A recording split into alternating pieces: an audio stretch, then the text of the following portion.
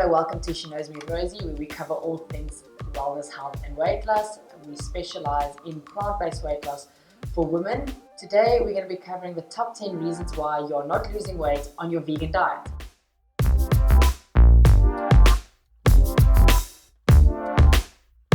There is no one food item in the world that can make you lose weight or gain weight. For the sake of this video, just that we can get the terminology right and everyone understands what a calorie deficit and calorie surplus is. A calorie deficit, if you are consuming less than what you are burning, you will be in a calorie deficit. If you are consuming more than what you are burning, you will be in a calorie surplus. If you are in the middle and you're eating and burning roughly the same amount, you are in maintenance. And with that said, let's get into our top 10 reasons why you're not losing weight on your vegan diet. B word is quite scary. Reason number 1, you are skimping on your non-starchy veg, and you'd think this is such a logic, like it's such a duh moment, but you're filling your plates with starches and healthy fats and legumes, and you're having fruits, and you've got quite a bit of the vegan junk food that's coming in. When I say vegan junk food, it's like the Oreos, the fried chips will come in there. You're having more of that, but you're actually skimping on your non-starchy veg. Do you remember your non-starchy veg is exceptionally low in calories, so you will dilute the caloric density of your meal if you have more vegetables. Number 2, you are consuming way too many fats. So I mean, there's this huge drive towards a ketogenic diet and fats, and I mean, the world is quite fat crazy at the moment, but you're overdoing it. I mean, yes, avocados are an amazing healthy source of fats, and your nuts and all that, but they pack a punch with calories. And if you just mindlessly are snacking on nuts, or you're adding the extra, like I said, avo and that, you're adding quite a high calorically dense item to your meal without even knowing. Like I mentioned, they are healthy, but for weight loss, they might not be doing you any favors. Number 3, the amount of coffees you drink a day.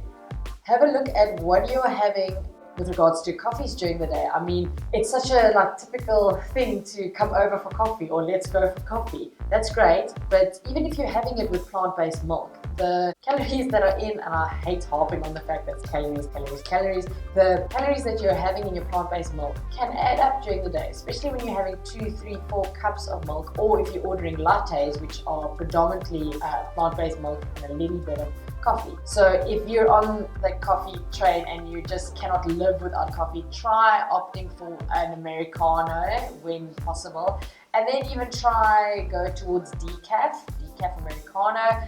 And then like the gold star here would be just going to herbal teas. Number 4, you're over consuming meat and dairy alternatives.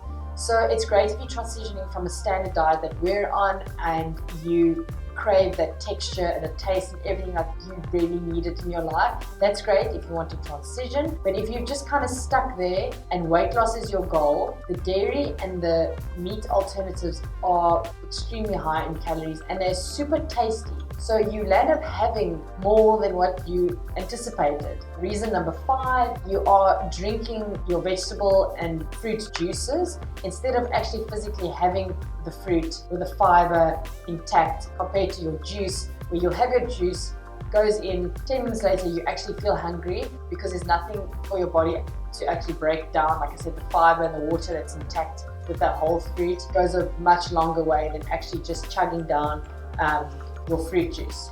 Number 6, you're snacking on dried fruit and dates. Oh my gosh, dates. I've watched so many women online promote, eat an abundance of dates and everything, and it is a superfood on its own, and it tastes phenomenal. But the problem is they are packed with calories, and we're focusing on this channel on weight loss.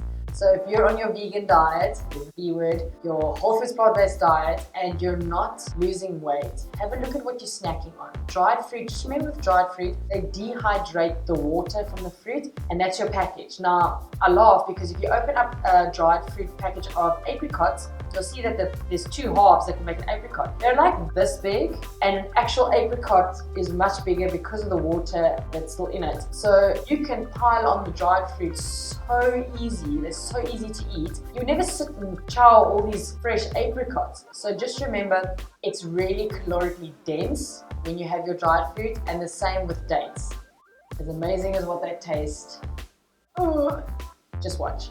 Number 7, hello social butterfly. So that's like the biggest problem I think in our day and age is a good day out, a day and night, whatever. You're a little social butterfly and you've been going to do a wine tastings or going over to people to go braai, which means you're putting meat on a grill, but for us in that sake you're putting meat alternatives on a grill or baked potato. You are a little social butterfly and you have just been hitting all your social events and you land up drinking quite a bit. So it isn't the actual alcohol on its own that is making you gain weight, it's the pre and post of it. So yes, there are calories in alcohol and it does add up, especially for the amount of time that you would be drinking, but it is the decisions you make while you are having a drink or the decisions pre and post which will have an effect with regards to your inhibitions lower when you've had one or two drinks. You kind of go like, oh, let me just have a handful. If it's a handful a couple of times during the week, it does start adding up. It's so sad, but it really does. Reason number 8. You are having way too many takeaways and are eating out at restaurants and ordering the vegan meal because everybody is so amped to have you with them in this restaurant that has these vegan options. But you know, in the back of the mind, you're kind of going, oh my gosh, they're probably going to drench this, they're going to deep fry it, you're going to put like a creamy cashew dressing on it. You know, calorically, it's a bit of a nightmare. And if your focus is on weight loss, you don't know how they're making the food at restaurants and when you take a takeaway. I mean, a safe bet would be sushi.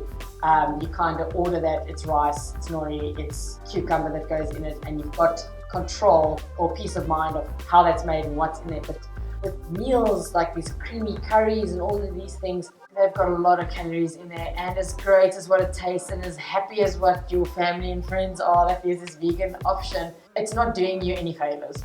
Reason number 9, you are still cooking with oil. Oh, you hear the health benefits of coconut oil and olive oil and all the oils. Unfortunately, the equivalent of 1 tablespoon of olive oil is basically, I think it's like 500 grams of potatoes or something ridiculous. But oil is super dense in calories, and if you're making like a nice stir fry, you can just saute it in water and have it like almost steam itself, and just before everything burns to the bottom of your pan, you feel like you're gonna throw the pan away, add a bit more water and it cooks it. It does like a stir fry, steamy, weird kind of thing to it, but it tastes phenomenal. We spice it up nicely, good. But what we do is we chuck oil, chuck our veg in, we go to town on that, and we're like, ooh, veggies taste amazing. Only problem is, you might as well have had like a vegan burger, because the amount of calories that you took in there could be slowing down your progress. If your goal is weight loss, once again, this could be hindering your progress. A caveat with number 9, cooking with oils, you could be using oils in your dressings. That's another thing. I mean, you feel like you want to high-five yourself or whatever the case may be when you're at a restaurant and you're the only person around this entire table that has just ordered a salad, yay for me, and then you drench it with olive oil and balsamic vinegar. The problem is it's so dense in calories, the olive oil, that you just don't put the olive oil down. Just put it down and just have balsamic vinegar and move on with your life, because that is the culprit here. Try not to have extra added oils. It will lead into a calorie surplus because they are so dense in calories. Reason number 10. You are restricting your intake either earlier in the day, and then at night you kind of want to scream because you are hangry and you overeat on the meal because the whole day you haven't had the adequate amount of calories within the day. Or you're having an alright kind of a Monday to Friday, but Saturday and Sunday, Friday night, Saturday and Sunday, you blow it. You probably would land up binging a bit. And the more you restrict, the more you'd want to binge, because it is your body's way of keeping you safe and alive, and your body really thinks the whole time when you're restricting that there's like starvation happening and needs to look after you, so it ups all these signals saying eat. Point making of number 10 is don't restrict your calories earlier in the day that you've got more for the evening. It doesn't work that way. It will be fantastic if that was the way it was, and you don't have hunger or fullness signals happening. You don't feel any of that. You're just numb to all of that. That's not the case. I know you get hungry at a certain point, you choose to ignore it, which is the worst thing you can do. Have your amounts of calories throughout the day, spaced throughout the day, and you'll notice the night time won't be this all-in bender like it would normally be every day.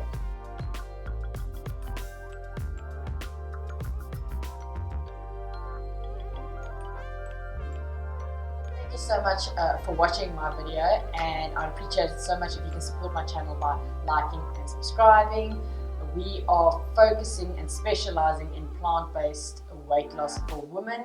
So if you have any questions or anything you'd like to know, please pop a comment and I'll either make a complete video out of it or I will just comment back and we can have a bit of a discussion.